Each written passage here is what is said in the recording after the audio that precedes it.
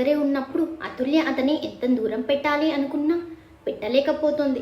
అతను తన మీద చూపించే ప్రేమ, అభిమానం, కేరింగ్, ప్రతి ఎమోషన్ ఆమెను కట్టిపడేస్తుంటే తనకి తెలియకుండానే అతనికి ఈజీగా లొంగిపోతుంది అతుల్య. అతుల్య ప్రశ్నకు శక్తి నవ్వుతూ, తప్పకుండా వస్తాను బంగారం, రేపు నీకొక సర్ప్రైజ్ ఉంది, ఇదే టైంకి ఇక్కడే వెయిట్ చేస్తూ ఉండు అని ఆమె నుదుటిన చుంబించి బాయ్ బంగారం అంటూ అక్కడి నుండి కదిలాడు శక్తి. అతను వెళుతున్న వైపే చూస్తూ ఉండిపోయింది అతుల్య. శక్తి అలా వెళ్ళగానే వెంటనే ఇంటికి బయలుదేరింది. ఇంటికి చేరుకోగానే ముందుగా ఫ్రెష్ అయి వచ్చి తన తల్లిదండ్రుల ఫోటో ముందు కూర్చుని శక్తి గురించి దీర్ఘంగా ఆలోచిస్తూ కూర్చుని ఉండగా, ఏమంటున్నాడు నా అల్లుడు అంటూ వచ్చారు వల్లి గారు చేతిలో కాఫీతో. వల్లి గారి మాటలకు తన ఆలోచనల నుండి తేరుకున్న అతుల్య చిన్న చిరునవ్వుతో ఆవిడ దగ్గర నుండి కాఫీ తీసుకుని తాగుతూ తిరిగి మళ్ళీ ఫోటోలో ఉన్న తన తల్లి ఇందిరా గారిని చూస్తూ ఉండిపోయింది. అతుల్యలో మార్పు మొదలైంది అని కొత్తగా ఆమె పెదాలపై వచ్చి చేరిన చిరునవ్వే వల్లి గారికి సమాధానం ఇస్తుంటే, ఆ మార్పు ఇంకా పెద్దది అవ్వాలి, అది ఎప్పటికీ అలానే ఉండాలి అని బలంగా కోరుకున్నారు ఆవిడ.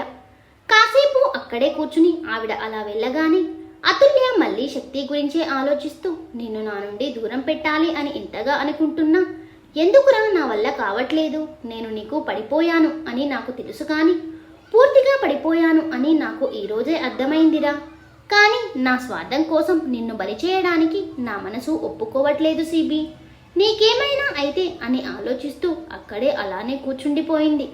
అతన్ని దూరం పెట్టాలి అని ఆమె మనసు, మెదడు ఆమెను ఎంత ఒత్తిడికి గురి చేస్తున్నా అతని ప్రెజెన్స్ ని ఆస్వాదిస్తున్న క్షణంలో ఆమె సర్వం మరుస్తుంది. అందుకే ఆ విషయం తర్వాత రియలైజ్ అయ్యి ఫీల్ అవుతుంది, గాని అతని నుండి ఆమె దూరంగా ఉండడం మాత్రం జరిగే పని కాదు. మరుసటి రోజు ఎప్పటిలానే కాలేజ్కి వెళ్ళింది. నిన్నటిలా కాకుండా ఈ రోజు క్లాసెస్ అన్ని ఎప్పటిలా ఏకాగ్రతగా వింటూ మధ్యాహ్నం వరకు గడిపేసింది. మధ్యాహ్నం లంచ్ చేసే ఇంట్రెస్ట్ లేక మెదడు ఎంత వద్దు అని చెబుతున్నా ఆఖరికి తిరిగి క్లాసెస్ స్టార్ట్ కాకముందే వెళ్ళి లైబ్రరీలో కూర్చుని శక్తి కోసం వెయిట్ చేయడం మొదలుపెట్టింది అతుల్య. పాపం ఆమె సమయాన్ని కరిగిస్తూ ఈవినింగ్ వరకు శక్తి కోసం చాలా ఓపిగ్గా అక్కడే కూర్చుంది, కానీ కాలేజ్ వదిలేసిన శక్తి రాకపోవడంతో అప్పటి వరకు ఉన్న ఓపిక, సహనమంతా చిరాకు, కోపం, బాధగా మారి వెంటనే బయటకు వచ్చి కోపంగా వెళ్ళి కారెక్కి కూర్చుంది. ఆమెను ఓ కంట ఒక వ్యక్తి గమనిస్తూనే ఉన్నారు. ఇంటికి చేరుకోగానే ఎప్పుడు చిరాకు, కోపం తెలియని అతుల్య తన రూమ్లోకి వస్తూనే చేతిలో ఉన్న బ్యాగ్ బెడ్ మీదకు విసిరికొట్టి అదే కోపంలో వాష్రూమ్లోకి వెళ్ళి షవర్ కింద నిలబడింది. మొదటిసారి ఒకరి మీద కోపం కన్నీళ్ల రూపంలో బయటకు వస్తుంటే అవి షవర్ నుండి తన మీద పడే నీళ్లలో కలిసిపోవడంతో గంటపైనే షవర్ కింద ఉండిపోయింది అతుల్య. పాపం ఆ టైంలో వల్లి గారు కూడా ఇంట్లో లేకపోవడం వల్ల అతుల్య చేస్తున్న పనిని ఎవరూ ఆపలేకపోయారు. కాసేపటికి అక్కడి నుండి బయటకు వచ్చిన అతుల్య విండో దగ్గరే కూర్చుని శక్తి గురించే ఆలోచిస్తూ బాధపడుతుంది. శక్తి మీద ఈ కోపం మొదటిసారి ఏం కాదు, గాని ఇప్పుడున్న కోపం మాత్రం ముందు కంటే చాలా ఎక్కువే అని చెప్పాలి. అటు అతుల్య దగ్గర నుండి ఇంటికి చేరుకున్న శక్తి ముందుగా ఫ్రెష్ అయ్యి ఈ 2 రోజులు తనకి దూరమైన నిద్రను ఆహ్వానించి మరుసటి రోజు ఉదయం వరకు హాయిగా నిద్రపోయాడు. అవంతి గారికి ముందే విషయం చెప్పడంతో ఆవిడ కూడా శక్తిని మధ్యలో నిద్రలేపే ప్రయత్నం చేయలేదు. మరుసటి రోజు బద్ధకంగా నిద్రలేచిన శక్తికి డీజీపీ గారి దగ్గర నుండి కాల్ రావడంతో వెంటనే ఆయన దగ్గరికి బయలుదేరాడు శక్తి. ఒక కేసు విషయంలో ఆయన దగ్గరే సాయంత్రం వరకు సరిపోయింది శక్తికి. అతుల్య విషయం గుర్తున్నా అతను డ్యూటీ మైండెడ్ కావడంతో అతుల్యకి తను పోలీస్ అని తెలియకపోయినా ఆమె తనని అర్థం చేసుకుంటుంది అన్న నమ్మకంతో తన పనిలో నిమగ్నం అయిపోయాడు శక్తి. శక్తి తన పని ముగించుకుని ఆయన దగ్గర నుండి బయటకు వచ్చేసరికి నైట్ 8 అవుతూ ఉండడంతో వెంటనే ఇంటికి వెళ్ళి ఫ్రెష్ అయ్యి అవంతి గారితో కాసేపు మాట్లాడి ఆమెను డోర్స్ లాక్ చేసుకోమని చెప్పి తను బయటకు బయలుదేరాడు. ఇటు మన అతుల్య అలా విండో దగ్గరే కూర్చుని బాధపడుతున్న అతుల్యకి మేట్స్ భోజనం తీసుకొచ్చి ఇచ్చేసరికి వద్దు అని పంపించేసింది. ఎందుకో చిన్నప్పటి నుండి తను ఒంటరి అనే ఫీలింగ్ ఉన్నా కూడా ఎప్పుడూ ఇంత పెయిన్ తెలియలేదు అతుల్యకి. కానీ మొదటిసారి మనసుకి భరించలేనంత కష్టంగా అనిపిస్తుంటే చేతిలో ఉన్న తన తల్లిదండ్రుల ఫోటో చూస్తూ అక్కడే కూర్చుని బాధపడుతూ ఉంది. సడన్ గా తను కూర్చున్న విండో నుండి శక్తి లోపలికి దూకడం చూసి కంగారుగా ఒక్కసారిగా పైకి లేచి, ఏయ్ సిబి, నువ్వేంటి ఇక్కడ అని టెన్షన్ పడుతూ ముందెళ్ళి తన రూమ్ డోర్ లాక్ చేసి తిరిగి శక్తి దగ్గరకు వచ్చేసరికి అతను ఒక్కసారిగా అతుల్యని గట్టిగా చుట్టేసి తన కౌగిలిలో ఆమెను బంధించాడు. పాపం అతుల్య అప్పటి వరకు పంటి బిగువున బిగపట్టిన బాధ అంతా శక్తి అలా హగ్ చేసుకునేసరికి కన్నీళ్ల రూపంలో బయటకు పంపిస్తూ అతన్ని మరింత గట్టిగా చుట్టేసింది. ఆమె స్పర్శలోనే ఆమె తనని ఎంతగా మిస్ అయిందో తెలుస్తుంటే శక్తి పెదాల మీదకి చిన్న చిరునవ్వు వచ్చి చేరింది. దాంతో ఆమెను మరింత గట్టిగా చుట్టేసి ఆమె వెన్ను నిమురుతూ, బంగారం ఏడవకురా, వచ్చేశాను కదా అనేసరికి అతుల్యకి శక్తి తనని అంతగా వెయిట్ చేయించడం గుర్తొచ్చి శక్తిని కోపంగా వెనక్కి నెట్టేసి బెడ్ మీద పిల్లోస్ అన్ని అతని మీదకి విసరడం మొదలుపెట్టింది. ఆమె తనని నెట్టినప్పుడే ఆమె అలాంటిది ఏదో చేస్తుంది అని ఊహించిన శక్తి అతుల్య అలా పిల్లోస్ విసిరేసరికి నవ్వుకుంటూ వాటిని క్యాచ్ పట్టి పక్కన పెడుతూ ఒక్కో అడుగు వేస్తూ అతుల్యని చేరి ఆమె చేసే పనిని బలవంతంగా ఆపి చెవులు పట్టుకుని సారీ చెప్పి ఆమెను కూల్ చేసి ఆమెను కూర్చోబెట్టి తను ఆమె పక్కనే కూర్చుని, తిన్నావా బంగారం అని అడిగాడు. ఆ ప్రశ్నకి అతుల్య శక్తిని కోపంగా చూసేసరికి, ఓహో కూల్ కూల్, తినలేదు అని అర్థమైంది. నేను కూడా తినలేదు, నాకు బాగా ఆకలిగా ఉందే అనగానే అతుల్య వెంటనే లేచి, నువ్విక్కడే ఉండు అంటూ ఎప్పుడూ లేనిది స్వయంగా తనే కింద కిచెన్లోకి వెళ్ళి మేడ్ చేత భోజనం వడ్డించుకుని ఆ ప్లేట్తో తిరిగి తన రూమ్లోకి వచ్చేసరికి శక్తి ఆ రూమ్ అంతటిని పరీక్షగా చూస్తూ కనిపించాడు. లోపలికి వచ్చిన అతుల్య మళ్ళీ జాగ్రత్తగా డోర్ లాక్ చేసేసి శక్తిని తీసుకొచ్చి సోఫాలో కూర్చోబెట్టి స్వయంగా తానే తినిపించడం మొదలుపెట్టింది. ఆకలి అనగానే అమ్మలా ఆకలి తీరుస్తున్న అతుల్యని చూడగానే శక్తికి అవంతిగారే గుర్తొచ్చారు. నవ్వుకుంటూ తను కూడా ఆమెకు తినిపిస్తుంటే కాదనకుండా తను తింటూ శక్తికి తినిపిస్తూ ఉంది అతుల్య.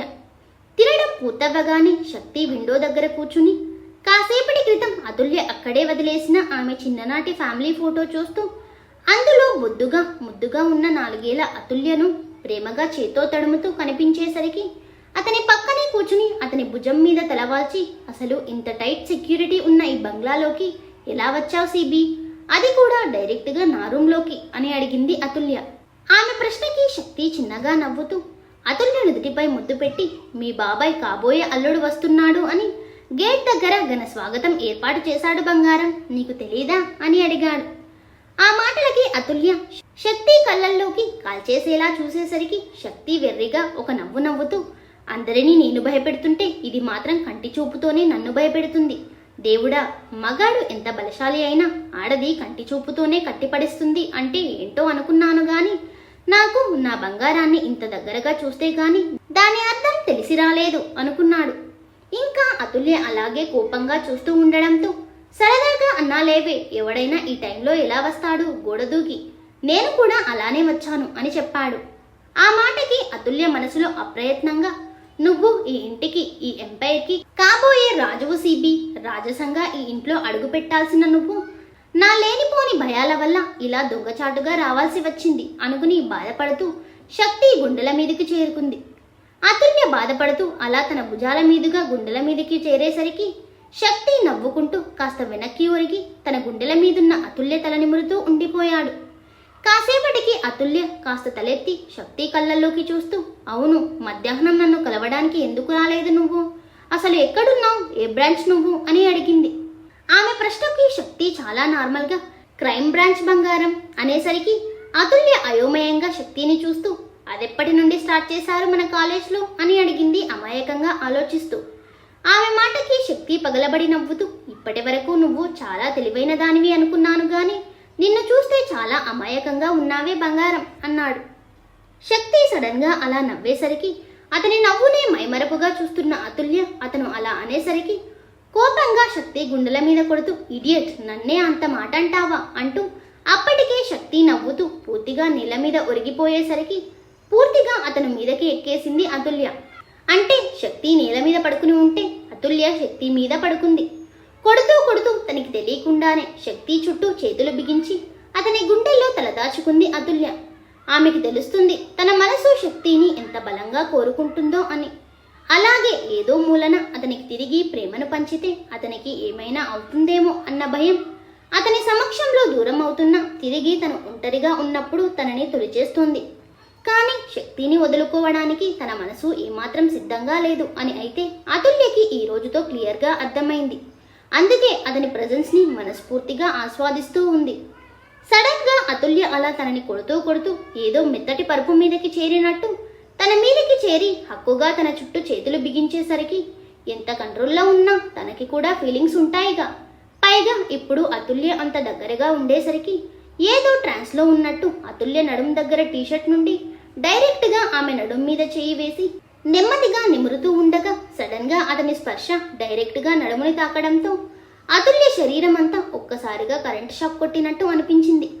అంతే అతని స్పర్శకి గొంతులో తడారిపోతుంటే వెంటనే అతని మీద నుండి లేచే ప్రయత్నం చేసింది గాని అప్పటికే ఆమెలో తడబాటును గమనించిన శక్తి ఆమెకు ఆ అవకాశం ఇవ్వకుండా ఆమెను అలాగే పట్టుకుని ఆమె నుదుటిపై సున్నితంగా స్పృశించి, కంగారు పడకు బంగారం, నీకు ఇష్టం లేకుండా నేను ఇంతకంటే ముందుకు వెళ్ళను. ఇదైనా నువ్వు ఇలా ఇంత దగ్గరగా ఉండేసరికి కాస్త టెంప్ట్ అయ్యాను అంతే అనేసరికి అతని స్పర్శలో తప్పుడు భావం కానీ కామం కానీ లేక తనకి అతని స్పర్శ ఇబ్బంది కానీ కలగజేయకపోవడంతో అతుల్య పెరిగిన హార్ట్ బీట్ ని కష్టంగా కంట్రోల్ చేసుకుని కాసేపటికి శక్తి స్పర్శకు అలవాటు పడి కాస్త స్థిమిత పడ్డాక శక్తి గుండెల మీద చిరుముద్దు అద్ది మౌనంగా కళ్ళు మూసుకుంది అతుల్య. తన ప్రజెన్స్ ని ఆమె ఇష్టంగా ఆస్వాదిస్తుంది అని అర్థమైన శక్తి నవ్వుకుంటూ నెమ్మదిగా ఆమె నడుం మీద నుండి తన చేతిని వెనక్కి తీసి అక్కడ ఆమె టీషర్ట్ సరిచేసి, నువ్వు నిజంగా నా బంగారానివే అని నవ్వుకుని ఆమె తలని మురుతూ అర్ధరాత్రి వరకు అక్కడే అలానే ఉండిపోయాడు. అర్ధరాత్రి ఎప్పుడూ కష్టంగా అతుల్యని వదిలి వెళ్ళలేక తప్పక మనసుకి సర్ది చెప్పుకుని ఆమెను జాగ్రత్తగా ఎత్తుకుని బెడ్ మీద పడుకోబెట్టి ఆమెకు నిండుగా దుప్పటి కప్పి ప్రేమగా ఆమె నుదుటి మీద ముద్దు పెట్టి అక్కడి నుండి వెళ్ళడానికి వెనుతిరిగేసరికి అతుల్య నిద్రలో, సిబి నువ్వు ఎప్పుడూ నాతోనే ఉంటావు కదా అని మత్తుగా కలవరించడం విని అక్కడే ఆగిపోయాడు. ఆమె ప్రశ్నకి ఒక్కసారిగా శక్తి కళ్ళల్లో నీళ్లు తిరిగాయి. కారణం అతుల్య నిద్రలో మాట్లాడిన ఆమె గొంతు జీరబోవడం, ఆమె కళ్ళు చెమ్మగిల్లడం శక్తి దృష్టి దాటిపోలేదు. అందుకే అతని మనసుకి చాలా కష్టంగా అనిపించింది.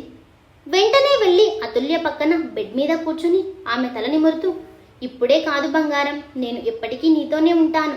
కానీ నువ్వు నేను అనుకుంటున్న అతుల్యగా ధైర్యంగా మారాలి అనుకుని ఆమె నుదుటి మీద ముద్దు పెట్టి చాలా కష్టంగా ఆమెను వదిలి అక్కడి నుండి తిరిగి ఇంటికి బయలుదేరాడు.